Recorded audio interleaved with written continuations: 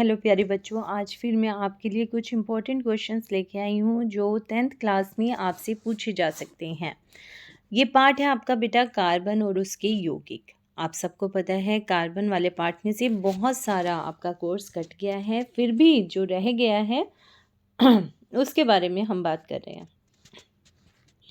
Carbon जैसे कि पता है, कार्बन की परमाणु संख्या 6 होती है। कार्बन के बाहरी कक्ष में कितने इलेक्ट्रॉन होते हैं बेटा? अंदर वाले कक्ष में 2 और बाहर के कक्ष में 4 इलेक्ट्रॉन होते हैं। बस इसी पे सारा पूरा आपका पार्ट बेस्ड है। सबसे पहला क्वेश्चन है, मीथेन और इथेन के रासायनिक सूत्र बताइए। इसके लिए आपको पता होना चाहिए बेटा, मीथेन मतलब म की मिथ की आवाज़ या मैथ की आवाज़ जिसमें आ रही होती है उसमें कार्बन 1 होता है, जबकि इथेन के अंदर कार्बन 2 होते हैं, एथ की आवाज़ जिसमें से आती है। ठीक है, और पीछे लगा हुआ है एन। जब एन पीछे लगा हुआ हो तो समझ जाना कि जो भी हम संख्या लिख रहे हैं, यहाँ जैसे 1 लिख रहे हैं तो 1 का दुगना करो और उसमें 2 जोड़ दो, बन गया 4। ऐसे ही इसमें 2 का दुगना किया 4, उसमें 2 जोड़ेंगे तो बन गया 6। तो पहले का फार्मूला बन गया CH4 मतलब मीथेन, और दूसरे का फार्मूला बन गया C2H6। इसको हमने यहाँ भी देखा, इसमें कोई प्रॉब्लम नहीं आएगी आपको बेटा, ध्यान से देखेंगे तो। अगले प्रश्न की तरफ चलते हैं बेटा। इसमें दिया हुआ है, अब बनाने के लिए भी देख लीजिए। इसको बनाना कैसे है, सी को हमें बीच में लेना है, उसके आसपास 4 लाइनें लगानी है, आगे पीछे ऊपर नीचे, और हर एक पे एक एक एच बिठा देना है। जहाँ पे सी की संख्या ज़्यादा है, जैसे कि इथेन के अंदर सी की संख्या ज़्यादा है, तो पहले सी को आपस में जोड़ दो। अब हर एक सी के पास 4 लाइन, इस सी की भी 4 लाइन, मतलब 3 लगानी है हमें। एक तो आपस में जुड़ी हुई है इनकी, तो उन पे एच बिठा दो। ये आपका बन गया इथेन। नेक्स्ट क्वेश्चन की तरफ चलते हैं बेटा। पेंटेन, जिसका सूत्र भी साथ में दे रखा है C5H12, में कितने सहसंयोजी आबंध बनते हैं? अब पेंटेन बनाना आता हो जिस बच्चे को तो बहुत अच्छा है, वो तो बना के देख ले। मतलब उसको पता है मुझे सीधी लाइन में C 5 बिठाने हैं और हर एक सी के ऊपर 4 लाइनें होनी चाहिए, तो बन गए ये 12, इस पे H बैठ गए। अब टोटल ये लाइनें गिन लेगा वो बच्चा और उतने ही उसके आबंध हो जाते हैं। जब उसने लाइनें गिनी तो क्या पाया कि इसमें एक एक सी के हिसाब से जब लाइनें गिन रहा है, यहाँ एक है, मैं कलर चेंज करती हूँ बेटा, यहाँ एक आ गया एच, यहाँ भी एक, ऐसे करके वो हर एक पे एच बिठा रहा है और लाइनें गिनने काउंट करता है, तो पाता है जितने एच है उतनी तो है ही लाइनें, 12। और सी के बीच में भी लाइनें 1 2 3 4, 4 लाइनें सी के बीच में है, तो टोटल बन गई कितनी बेटा? 16 बन गई। ठीक है, अब जिस बच्चे को बनाना नहीं आता वो क्या करेगा, यहाँ 5 और यहाँ 12, 12 में 5 जमा करते हैं तो बनता है 17, लेकिन हमें 17 नहीं लेना, उसमें से एक माइनस कर देना और बनाना है 16। तो कितने आबंध हो जाएंगे? 16 आबंध हो जाएंगे। सिर्फ ये कौन से केस में करना है? जिसमें पीछे एन लगा हुआ हो, उसी केस में करना, पेंटेन। ठीक है, नेक्स्ट क्वेश्चन में चलते हैं। समजातीय श्रेणी क्या होती है? समजातीय, जैसे कि नाम से पता लग रहा है, वो एक जैसी सी दिखती होंगी, लेकिन एक अंतर होता है, इनमें CH2 का अंतर होता है।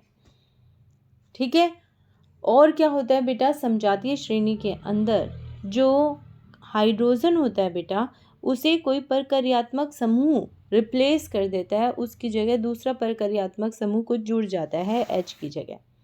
ऐसी श्रेणी को ही समजातीय श्रेणी कहते हैं। ठीक है, ये प्रकार्यात्मक समूह याद है आपको, जैसे OH समूह जुड़ जाएगा, CHO समूह जुड़ जाएगा, है ना, एल्केन, एल्कीन, एल्काइन, ये भी बेटा क्या है? समजातीय श्रेणी में ही आते हैं। तो यौगिकों की ऐसी श्रृंखला जिसमें कार्बन श्रृंखला, जिसमें हाइड्रोजन को एक ही प्रकार का प्रकार्यात्मक समूह प्रतिस्थापित करे।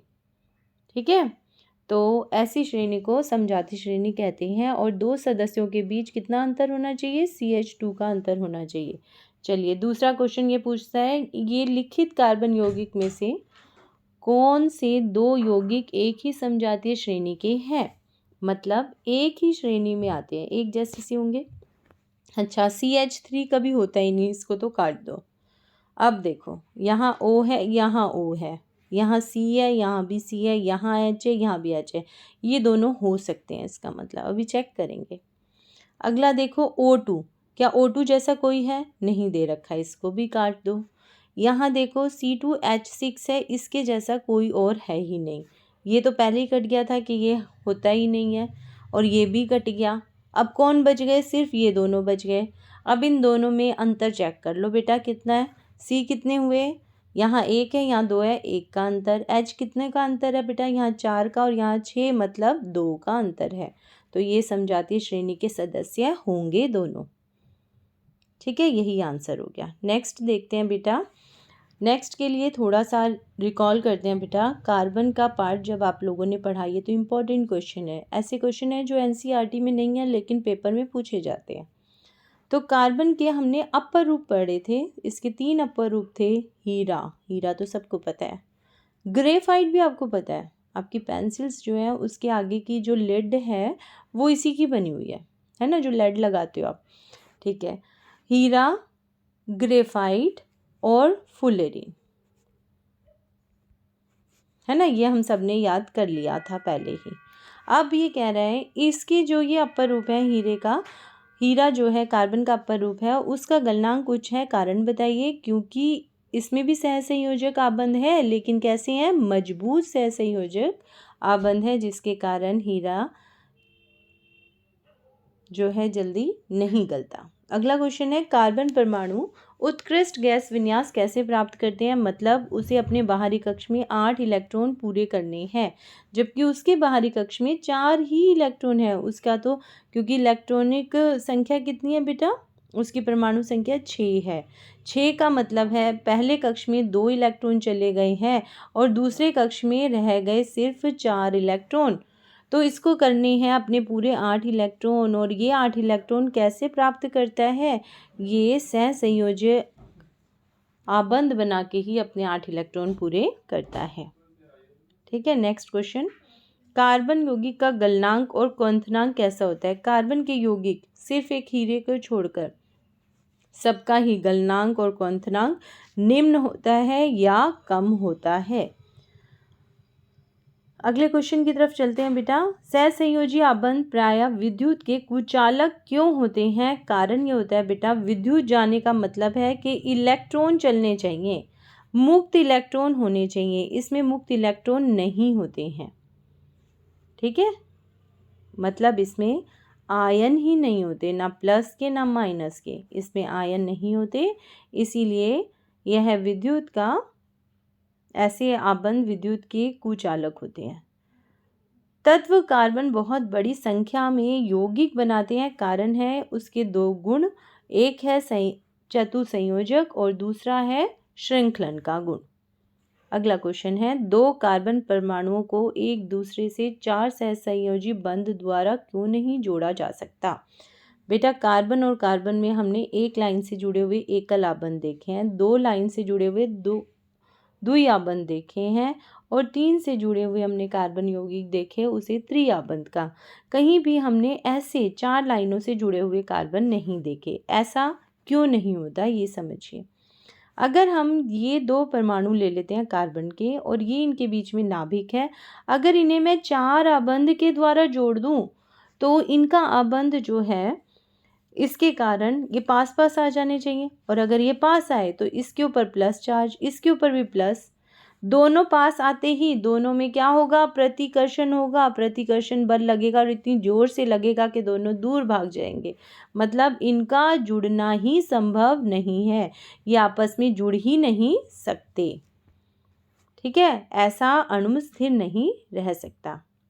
अगला क्वेश्चन है बेटा, अल्कोहल, ऐसे अल्कोहल का नाम बताना है जिसमें 4 कार्बन परमाणु हो। तो 4 कार्बन हो, अल्कोहल हो, ठीक है, होने चाहिए थे 4 के साथ 10 हाइड्रोजन, अब क्या रह गए? 9। इसको क्या कहेंगे बेटा? ब्यूट। तो लगेगा C4 के कारण नाम, अब उसके पीछे इस OH के कारण नाम लग गया इसका ब्यूटेनॉल। ठीक है, अगला क्वेश्चन, एल्कीन का सामान्य सूत्र बताइए। तो एल्कीन का सामान्य सूत्र कौन सा है? CnH2n है। इससे पहले आप पढ़ चुके हैं। एल्केन का क्या था? CnH2n+2 था। एक तीसरी श्रेणी भी होती है, उसे कहते हैं एल्काइन, उसमें CnH2n-2 होता है। अच्छा, ये है आपका बेटा संरचनात्मक समावयव। ये इम्पोर्टेंट है, इंग्लिश में इसको आइसोमर्स कहते हैं बेटा। पेंटेन के कितने संरचनात्मक समावयव बन सकते हैं? पेंटेन मतलब जहाँ पर C की संख्या 5 है, C को हम लाइन में बिठा सकते हैं। अब इन 5 में से हम 4 को लाइन में ले लें और एक को कहीं बीच में बिठा दें, ऐसा भी पॉसिबल है। इस तरह से कर सकते हैं, इस तरह से बिठा सकते हैं, या हम ऐसे कर सकते हैं, C को 3 को लाइन में ले लें और एक C नीचे और एक C इसके ऊपर जोड़ दें। तो इसका मतलब कितने समावयव बन गए? इसके 3 समावयव बन गए। अगला क्वेश्चन है 13। आज हम सिर्फ 15 क्वेश्चन करेंगे, 13 पे हम आ गए हैं, तो ध्यान से आगे चलते हैं। साइक्लोपेंटेन की संरचना और सूत्र बताइए। साइक्लोपेंटेन, पेंटेन नाम था, कई बच्चे सीधा मैम इसको दुगना करेंगे और 2 जोड़ के C5H12 लिखाएंगे, ये हो जाएगा गलत। इसका फॉर्मूला बनेगा C5H10। साइक्लोपेंटेन मतलब सिर्फ दुगना करके लिखना है। और कैसे बिठाने हैं हमें ये C? कुछ इस तरह से हमें बिठाने हैं 5C। अब 5C के पास हमें 2 हाइड्रोजन लगाने पड़ेंगे, क्योंकि मैंने बताया आपको हर एक C की 4 लाइनें होनी चाहिए। जिसकी नहीं है उसे हमें पूरा करना पड़ेगा। और क्या बिठा दें वहाँ पर? H बिठाते जाओ बेटा, बस ये बन गया आपका। यहाँ H, यहाँ H, यहाँ भी H। इस तरह से ये इसकी संरचना भी बन गई, आपके पास तैयार हो गई। ठीक है, ये देखिए, कोई मुश्किल नहीं आएगी, आराम से बना दोगे। इसे क्या कहते हैं? साइक्लोपेंटेन कहते हैं। अगला क्वेश्चन है, कार्बन डाइऑक्साइड की बिंदु संरचना बनाइए। तो क्या करें हम? कार्बन डाइऑक्साइड के लिए हमें फॉर्मूला याद होना चाहिए, CO2। क्या फॉर्मूला है इसका? CO2। C अकेला और 2 O हैं, तो 2 इसके आसपास बिठा दो बेटा। कार्बन के 4 हमें पता है कि कार्बन के 4 इलेक्ट्रॉन होते हैं, ये सब बच्चों को पता लग गया। चलिए एक यहाँ बिठाते हैं इसका, कार्बन का एक यहाँ, 4 बिठाने हैं ना बेटा, एक 2 यहाँ, ठीक है, ऐसे कर देते हैं। और जो ऑक्सीजन है बेटा, उसके पास 6 होते हैं, तो 2 हम यहाँ ले लेते हैं, ठीक है बेटा, ऐसे कर दीजिए। ये हो गए इसके 6। तो इस हिसाब से हमें पता लगा कि किसी भी तरह से हमें इसके 8 पूरे करने थे, कर दिए, इसके भी 8 पूरे करने थे, वो भी हो गए, और बीच वाले के भी 8 पूरे हो गए। किसी बच्चे को कोई समस्या नहीं होगी। ठीक है, कुछ इस तरह का चित्र बन जाएगा। चित्र के अंदर क्या दिया हुआ है आपको? चित्र में बेटा यहाँ डॉट भी लगा सकते थे चाहे तो हम, और एक जैसी डॉट भी यूज़ कर सकते थे। बस ये याद रखना है, 2 डॉट से इनको जोड़ना है, द्वियाबंद के हिसाब से जोड़ना है। अगर खाली सूत्र पूछा जाता तो हम सूत्र की कुछ इस तरह से लिख देते, डबल बॉन्ड O, यहाँ भी डबल बॉन्ड O द्वियाबंद के साथ। अगला एंड लास्ट क्वेश्चन है बेटा, ग्रेफाइट विद्युत का सुचालक होता है। ग्रेफाइट मतलब पेंसिल की, लेड की ही बात कर रही हूँ बेटा। कार्बन के 3 अपर रूप अभी मैंने बताया, हीरा था, ग्रेफाइट था और फुलेरीन था। तो उनमें से हीरा सबसे कठोर था। हीरा जो है वो, उसका गलनांक भी अधिक था। अब बात करते हैं ग्रेफाइट की। ग्रेफाइट में से विद्युत जा रही है, इसका मतलब उसमें क्या है? मुक्त इलेक्ट्रॉन है, जिसके कारण उसमें से विद्युत धारा आराम से जा रही है। मुझे उम्मीद है आप सभी को अच्छे से वर्कशीट समझ आ गई होगी। अगर किसी बच्चे को कोई प्रॉब्लम आती है तो बाकायदा बेटा वो पूछ सकता है कमेंट बॉक्स में लिखकर। Thank you.